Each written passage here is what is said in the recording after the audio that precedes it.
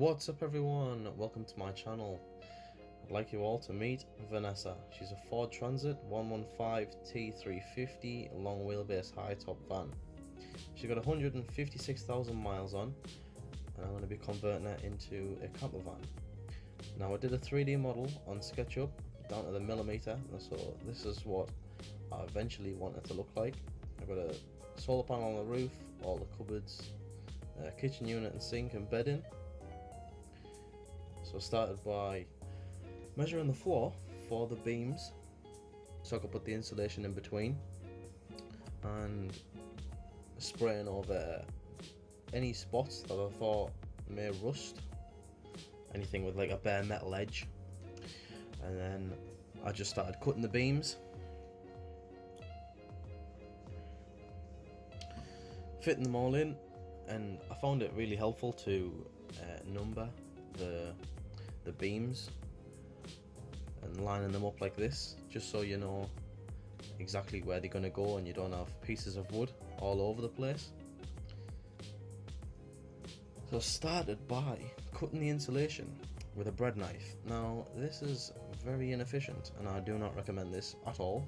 I suggest using a wood saw and maybe like a table to do it on, just like this. I'm shaving a little bit off the side because it was too big when I first fitted it.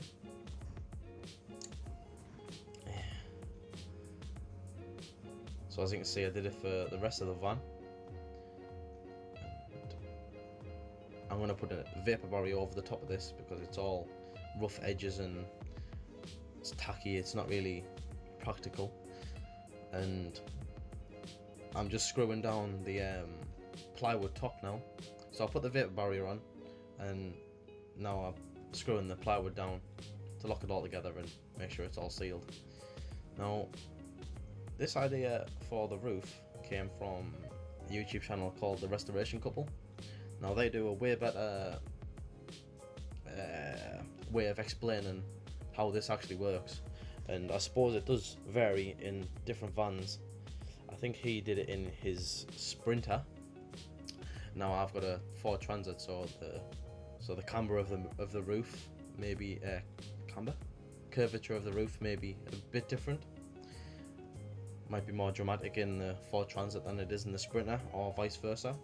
So I'm going to start by putting insulation in the gap and then plywood over the beam, screwing the plywood in, and now there's going to be a void behind the plywood and next to the insulation. So what I'm going to do is I'm going to fill that with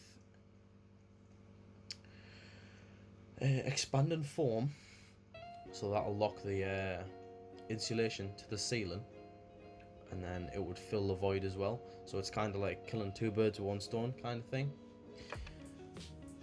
I'm going to do that all the way down the roof of the van. So I started by cutting the plywood.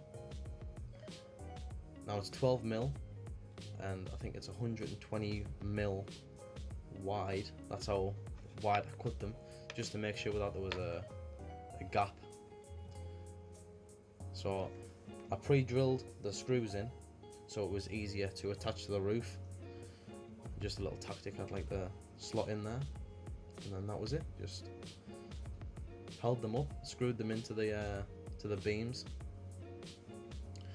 and I sprayed spray adhesive to the ceiling just so the insulation would stick there, not as a permanent measure, just as I was putting it in, kind of thing. So what I would do is I would put the insulation board up into the gap there, as you can see, and then I would hold it there just say long enough so I could let go of it for 2 seconds, grab hold of my little prop that I'm using in a bench,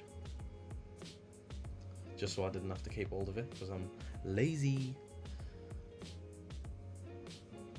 So this is the gap I created. So this is just wide enough to fit the nozzle of the insulation through, expanding foam, sorry, through, and then all I was just bring the straw down, spraying, and then that would fill the void because it would expand and not leave any gaps. And I would put a strip of aluminium foil tape over the top of that just to lock it all together, provide a vapor barrier. So I started by drawing a diode symbol, I think it is, on the insulation board, just so I know where the lights are going to go. I did all the insulation for the van and marked out where the lights were going to go and fitted me wires in. I'm wiring these lights in parallel, that's why they've split there for. I'm going to have the bed lights separate to the kitchen area lights, and I put the vapor barrier over the roof of the van, sealed it all together, and now I'm cutting the square out for the roof vent there, which I forgot to tell you about, but that's in, and I have a 300 watt solar panel on the roof as well. So it does get really messy when you're doing this. You will get expanding foam all over your hands, all over your clothes, all over the floor, all over your hair, all over your beanie. Anywhere you can imagine, it goes everywhere. So it's just using gloves and definitely cleaning up after yourself, because it just gets everywhere. It gets stuck on the bottom of your shoes, and it's just no good for anyone really.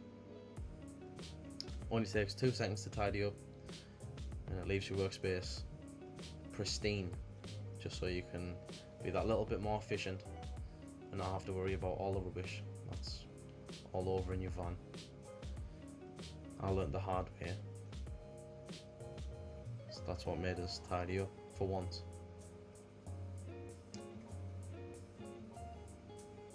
So we start by cladding the roof. Now this is spruce cladding from Homebase. I got a pack of 6 and only 2 boards were warped and damaged, so it's pretty good. You get your money's worth kind of thing. A little bit disappointed though, but it is what it is. So the first piece of cladding you put in has to be spot on, or you're gonna have a stupidly massive gap at one side, or you're gonna have a tiny little gap. So if you try and measure it out so you get the same gap on each side, saves you messing around to finish off with. I learned that the hard way. As you can see, there's a huge gap on that side, and it's just say too small for another piece of cladding to go in. And the other side is pretty good. I could have moved it over a little bit, but it's all cut now, so didn't really see a point in doing that. I would have to redo the full thing and buy more wood. So I started by dry fitting the the roof vent for like plastics in, just to make sure it still fit, and there was enough gap there, because you need a certain amount of gap from the twist and opening latch thing and the metal bar that comes down. And I measured tested the lights as well to see if they were still working, because I was putting pins in. So this is how I've wired them in. Really crappy job, to be honest. I could have done way better if I took my time, but it'll do the job, I suppose.